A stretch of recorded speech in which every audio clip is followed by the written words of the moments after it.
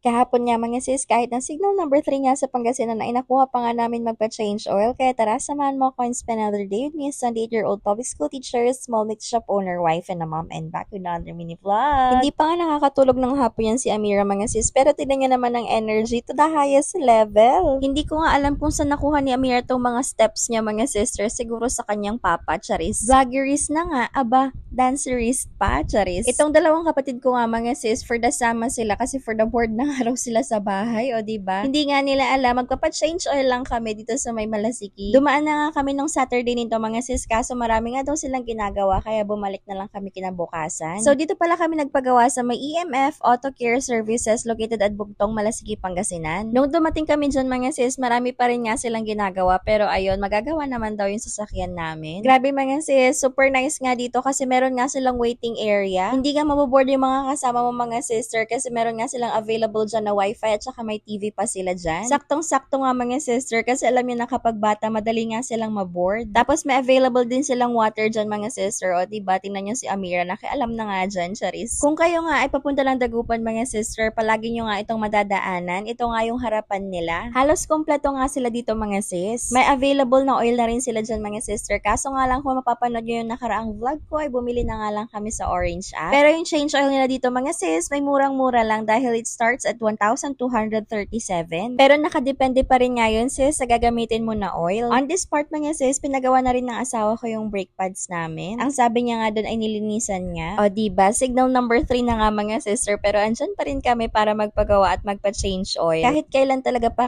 meron tong asawa ko, charis. Very commendable nga itong shop na to mga sister, kaya siguro ang dami nagpapagawa sa kanila. Sabi nga ng asawa ko ay super approachable nila at ang gandang kausap. Ganon nga din sa owner, sobrang bait. Parang wala nga atang 1 hour ang paghihintay namin dito mga sister. At hindi rin ganon na bored kasi nga may wifi sila at may TV. Pero nung time nga na nawala na ng ilaw mga sister, ayan, lumabas na nga kami dyan. At medyo kinabahan nga kami mga sis kasi hindi nga daw maibababa yung sasakyan kapag walang kuryente, o diba? Kaya ayun, todo dasal kami dyan mga sis kasi nga halos wala nga dumadaan na sasakyan dyan. At paano kami makakauwi ng bahay, char? Nung mga oras na yan mga sis, nag-iisip na nga kami ng asawa ko ng paraan, char. And after few minutes mga sis, nagka-kuryente na nga rin. Kaya agad-agad nga rin nilang binaba bago nga mawalan ulit ng kuryente, charis. And dun pala sa labor na binayaran ng asawa ko mga sis, doon sa pagpapa-change oil ay 300 pesos nga lang. Pwede pala kayo magbayad dito ng cash, GCash, Maya, or di kaya ng card. So ayan, okay na nga, naibaba na nga nila mga sis. Kung kayo nga ay hindi pa nasi-share ng blessings, ano pang hinihintay ninyo? Huwag mong kakalimutan mag-like, mag-comment, at i-share tong video namin at follow na rin ang Facebook namin. At malay mo kayo na rin ang susunod na top fan na papipili. So ayan lang for today's video. Thank you guys for watching. Bye!